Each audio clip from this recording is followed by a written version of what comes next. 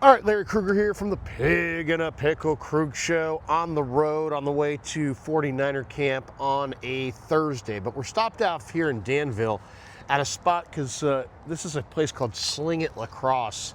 My youngest guy is going to play some lacrosse. He's fired up, so I'm going to get him some equipment there at Sling It Lacrosse. Really cool spot. Check it out. Really cool spot. But first, let's recap everything that happened today. John Lynch stopped by on KMBR for his regular Thursday hit. And let's just talk about what Lynch had to say with Murph and Marcus on KMBR.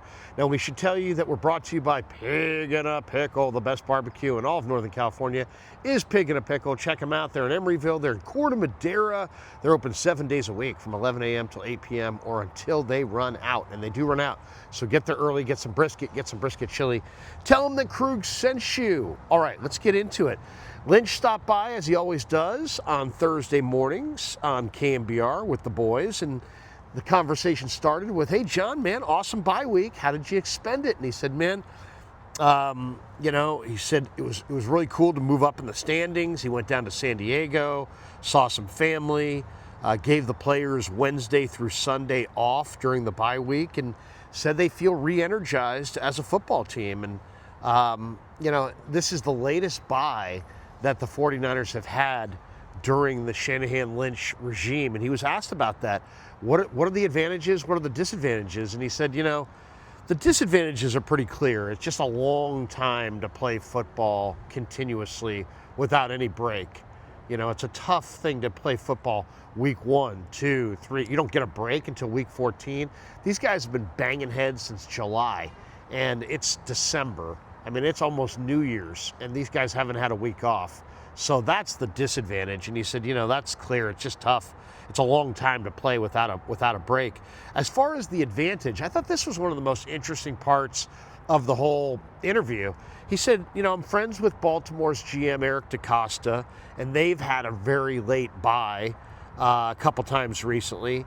And DeCosta told Lynch when they talked that he felt like it really freshened up the Ravens for a playoff run. Now, the Ravens haven't necessarily had a bunch of postseason Super Bowl success, but still, DeCosta felt like, and told Lynch that he felt like it freshened up his football team having a late bye. So maybe that'll be the case. If the Niners are a little bit freshened up down the stretch, maybe that's the edge that they need to get a couple extra wins. Then John was asked about a couple guys. He was asked about Curtis Rourke and Yetur Matos, who are both having their practice windows, their 3-week practice windows opened. Yesterday, Rourke had his opened, and then YGM gets his open today. And first he talked about Yetur Matos, and John's a huge fan. He said, it's very realistic that he can contribute. He's had some knee issues, then he had a hamstring tweak, then he retweaked the hamstring. John described him as a physical specimen and a player who, when he has played, has made a real impact. He called him an excellent football player, and, he thinks he's really, where Yetur Matos has been awesome, he's come of age this year as an interior rusher, and that's really helped the 49ers. So they're hoping to get him back, and they're hoping he makes a significant contribution and can stay healthy. It's all about health for Yetur Matos. If he can stay healthy, he's good to go. And he should have a really, really good impact if he's healthy. But that's a big if. He's had a hard time staying healthy going back to Penn State. He was asked about Curtis Rourke, and he said, "Man, we liked him a lot at Indiana. We liked him in the draft process." He referenced, how tough Curtis Rourke is. He played through a torn ACL.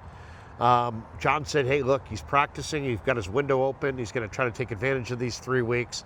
I don't think the Niners are going to activate Rourke, but I think it's just a little of a precursor, giving their coaching staff a feel for, do we need to keep Mac Jones at all costs in 2026, or could we trade Mac Jones, get a valuable draft pick or two, and maybe go with Curtis Rourke as the backup in 2026? So that's what they're evaluating right now.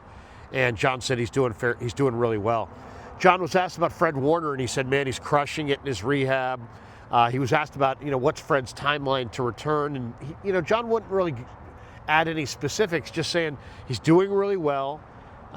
He noticed that Fred's doing some swimming to stay in shape, but then John admitted, he said it's a stretch to foresee him coming back this year and playing for the Niners. Then he was asked about Brandon Aiyuk, and he was short and sweet and to the point on Brandon Aiyuk. He said nothing to add there, no updates on Aiyuk. And he was very concise about it, like, hey, man, I don't want to talk about Aiyuk. He was asked about Brock Purdy and hit the turf toe, and is it still a factor? Is it not a factor? Is he beyond it? And he said, hey, if you watch the way Kyle called that game in Cleveland, he had a couple bootlegs on the first series. He said the training wheels have been off. They're not just, hey, we're about to take them off. They've been off. He said no one's thinking about the turf toe. It's not affecting his play. More importantly, it doesn't sound like it's affecting how Kyle's calling the game. And I think that's kind of interesting. He also was asked about Philip Rivers and the talk that Philip Rivers is potentially going to play the Niners next week. And he said, he had great memories of Philip Rivers as a player. He said he talked a lot of trash, but it was always very clean, because Philip is a high character guy. He said he got to know him a little bit. He said, man, he's a father of 10. He's a grandfather. It's funny. It's funny. He was talking about how courageous he is and what an elite competitor he is and how much he loves football.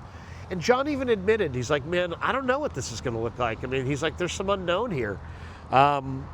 The other interesting thing he mentioned with Philip Rivers is if Philip Rivers comes back and is just on the practice squad and they never activate him, his Hall of Fame thing does not reset.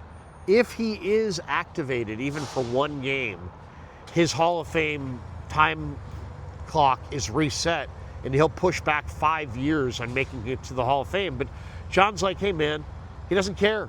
The guy loves to play, he wants to play, and that's it. As far as they talked to him, the Niners talked to him in 22 when Jimmy Garoppolo went down, and they considered bringing him back, but they had Brock Purdy, and they went with Brock instead. If they hadn't had Brock Purdy, I think they probably would have gone to somebody like Philip Rivers in 2022. John was also asked about Eric Kendricks, who obviously didn't practice yesterday, and John said, he re-injured his calf. Not considered a major injury, didn't practice yesterday. It doesn't sound like Kendricks is going to go against Tennessee. He may play at some point, but it doesn't sound like it's going to be Sunday. He was asked about the Tennessee Titans as well, and he said, man, they're coming off a big win. They can run the ball with Tony Pollard. He says Jeffrey Simmons is an elite defensive tackle, compared him to Reggie White. Said Cedric Gray, the linebacker from North Carolina, is a really good young linebacker. And then John added something I think was kind of interesting. He called them a dangerous team. And it really is true. When you have nothing to lose, you're dangerous. Because you can peel your ears back and let it all hang out. And that's what they are. They're a dangerous football team because they have some talent and their season's done. They're on an interim coach. They got nothing to lose. And so all the pressure in this game is on the 49ers. None of it's on the Titans. And they're going to be a dangerous team. I mean, just because they're, 2-11 or whatever, doesn't mean that they can't beat the 49ers. They absolutely can.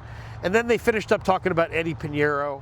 Eddie's back this week, and John said, hey, it's great to have Eddie back. He thanked Matt Gay for his contribution and just said, hey, man, they were really excited to have Eddie back in the fold.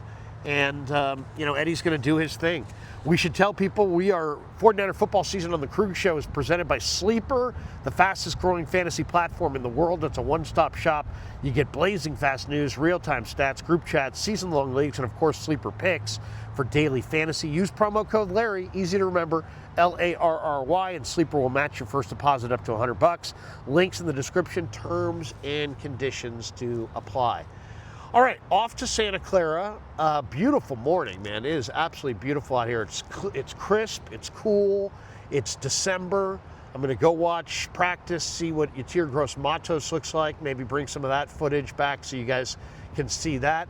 Join me tonight at 6 o'clock on KMBR for Niners Nightly. The great Matt Barrows will be in the house talking Niners, so looking forward to that. And that's going to do it for us. And as I said, we're down here in Danville. My kid is switching from baseball to lacrosse, my youngest guy. And so I'm down here at Sling It Lacrosse, which is right behind me. You see the sign right there. And it's a cool little lacrosse spot if you want to buy gear, helmets, the chest pad, shoulder pads, the gloves. I played collegiate lacrosse at Sac State. I played for St. Ignatius, and it's a great sport. I'm excited that my older guys played baseball, and they both played varsity baseball, and my older two boys, and my younger guy's like, hey man, I want to try lacrosse. And I'm like, Bud, go for it. And he's like, Dad, I think I want to have fun playing lacrosse. I'm like, do it. You go to high school one time, go do what you want to do. Don't worry about what I did or what your brothers did. You do what you want to do. And so he's switching to lacrosse, and I'm going to support it. I'm going to go in here, get him a few things. Shh. But he doesn't watch my videos. He's 15. He's got too many other things to do. But we'll try to keep it quiet. But we're at Sling It Lacrosse. Shh. We may be getting a few things. Thanks for supporting the Krug Show on YouTube.